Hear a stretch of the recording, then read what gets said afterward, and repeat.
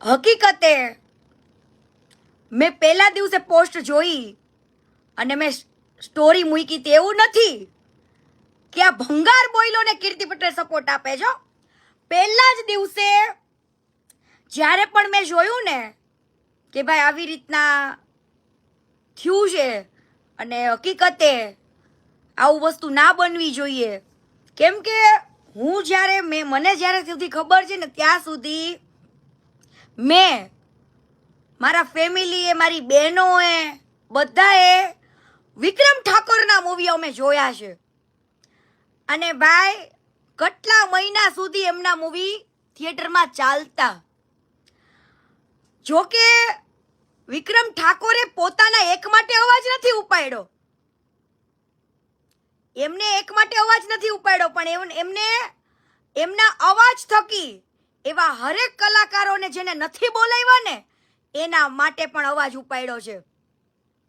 તમને ખબર જ છે બીજા સારા સારા કલાકાર કોણ કોણ છે. તો આવું તો મારે સરકાર શ્રીને વિનંતી કરવી છે કે આવો કદાચ મતભેદ તમારા મનમાં નહીં હોય, પણ આ વસ્તુ બની છે એ તો પાકું છે, એ તો 100% પાકી છે ને. તો આ વસ્તુ થવી જોઈએ નહીં, કેમ કે વિક્રમ ઠાકોરે 10 થી 12 વર્ષની અંદર 40 થી 45 મૂવી બનાવ્યા ને એ પાછા સુપર હિટ.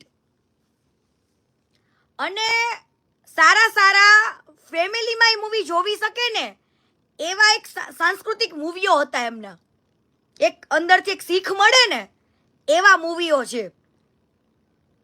કદાચ એ બધા વીઆઈપી લોકોને ખબર નહીં પડે, પણ આજે મેં ખુદ એની મૂવીને નિહાળેલા છે.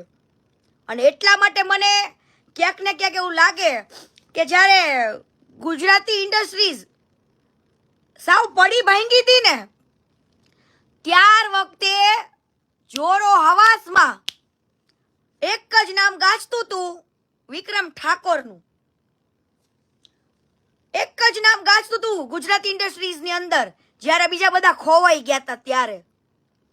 અને એમને સારા સારા મૂવી તો બનાવ્યા, પણ સાથે સાથે મૂવીના તમામ સોંગ સુપર હિટ એમને ગાયા છે.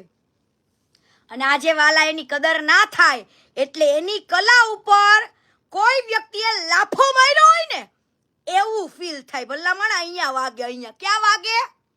અહીંયા વાગે. આજે કોઈ પણ વ્યક્તિ છે એના સારા કાર્યોને જો તમે બિરદાવો નહીં ને તમે એ વ્યક્તિને ભૂલી જાઓ ને અને પછી તમે એ વ્યક્તિનું પછી પાછળથી સન્માન કરી દો ને તો ઈ ઘા તો ન જ રૂજાય હો વાલા, ઈ ઘા રૂજાય નહીં. આજે વિક્રમ ઠાકોરે અવાજ ઉપાડ્યો પણ લોકોને એમ છે કે આમ ને તેમને, પણ એને હરેક